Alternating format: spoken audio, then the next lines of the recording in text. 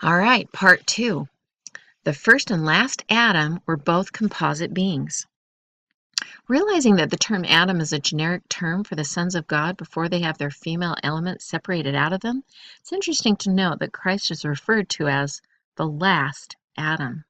Quote, "And so it is written, the first man, Adam, was made a living soul, and the last Adam was made a quickening spirit. The first man is of the earth, earthy. The second man is the Lord from heaven." End of quote.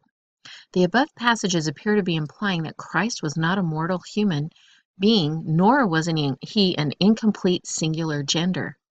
He was a composite being just as our father Adam was when he was initially placed in the garden, before the Lord took the Eve portion out of him. This is why he could not be born from the act of lust, resulting in the uniting of the sperm and an egg. Such would produce an incomplete mortal male or female.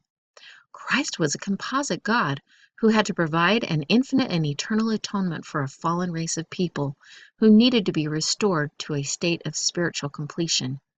I'll not take time in this article to develop the supposition that Christ was a God who condescended to take on a physical body.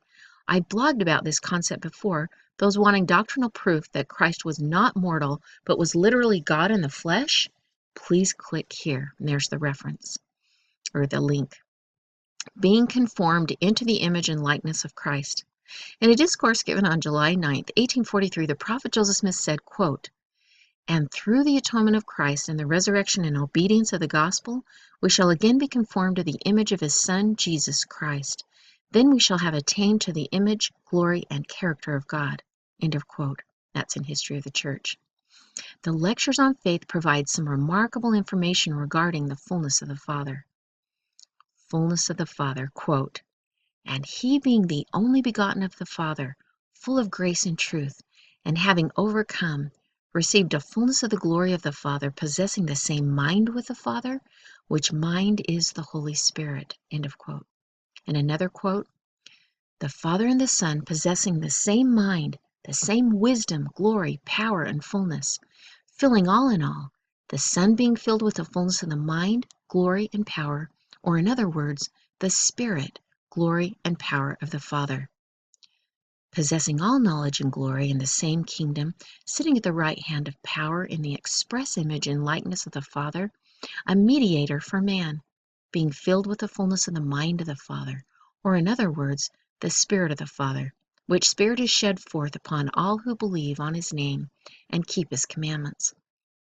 And all those who keep his commandments shall grow up from grace to grace and become heirs of the heavenly kingdom and joint heirs with Jesus Christ, possessing the same mind, being transformed in the same image or likeness, even the express image of him who fills all in all, being filled with the fullness of his glory, and become one in him, even as the Father, Son, and the Holy Spirit are one." End of quote. At one meant. This mystery pertaining to composite beings provides much greater meaning to the term atonement. At one meant. To return back into agreement or conformity, a state of oneness. And this is the 1828 Webster's. Atonement, agreement, concord, reconciliation, after enmity or controversy. That's in Romans 5. Agreement as a noun, concord, harmony, conformity. So what about Joseph Smith? Did he understand that the destiny of man is to become angels in a world where the man is neither without the woman nor the woman without the man? He obviously understood this doctrine. As the inspired prophet who received and obviously understood Section 49, as the one who made the above noted changes to the inspired version of the Bible pertaining to the man and woman becoming an angel, as one of the two witnesses that saw the 3 degrees of glory, bore witness of the Father and the Son, and comprehended the nature of the angels around the throne, he obviously understood the deeper mysteries relating to the eternal relationship and roles of the two genders. Joseph once said, quote, "We shall by and by learn that we were with God in another world and had our agency, that we came into this world and have our agency in order that we may prepare ourselves for a kingdom of glory, become archangels, even the sons of God, where the man is neither without the woman, nor the woman without the man in the Lord. End of quote. Not only does the above statement make it clear that Joseph understood the doctrine of composite beings, he taught it in a very veiled way because he understood that the time was not right for most people to comprehend it. Quote, "We shall by and by learn." End of quote. Clearly, many of the saints of his generation were not ready to embrace that much light, but, quote, "by and by," end of quote, it would happen sometime in the future. It is possible that Joseph tried to teach these doctrines in other discourses and that they've been lost or covered over. The following remarks were made by Bishop Newell K. Whitney in the presence of Joseph Smith in front of the Relief Society shortly after it was formed. Brackets inserted for interpretive commentary purposes by Watcher. So I'll say when there's brackets. Quote, "Bishop Whitney arose and after some preliminary remarks proceeded to address the congregation by saying that he rejoiced and he did rejoice at the formation of the society that we might improve upon our talents and to prepare for those blessings which God is to bestow upon us. In the beginning, God created man, male and female, and bestowed upon man certain blessings particular to a bracket composite, end of bracket, man of God, of which woman partook, so that without the female all things cannot be restored to the earth. It takes all, bracket, male and female, end of bracket, to restore the priesthood. It is the intent of the society by humility and faithfulness in connection with those husbands that are found worthy. Rejoice while contemplating the blessings which will be poured out on the heads of the saints. God has many precious things to bestow, even to our astonishment if we are faithful. I say again, I rejoice in the prospect of what lays before. It becomes us to prepare by striving for union one with another, that we may be prepared for the day of choosing. Man will not choose, but God will say who is and who is not worthy. End of quote. And that's in the Nauvoo Relief Society Minute Book, and there's a link there. Whitney obviously was speaking about the fact that the composite beings were created in the spiritual creation and that the woman partook of priesthood in the spiritual creation as part of a composite man of God. He was pointing out that women are essential in restoring priesthood in its fullness. Whitney's not the only general authority that learned and taught this doctrine.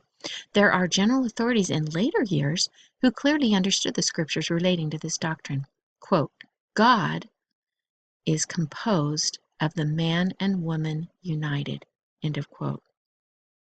Interestingly enough, the concept that God is composite and androgynous, being composed of male and female, although a mystery to most people, was actually taught by Erastus Snow, an LDS general authority.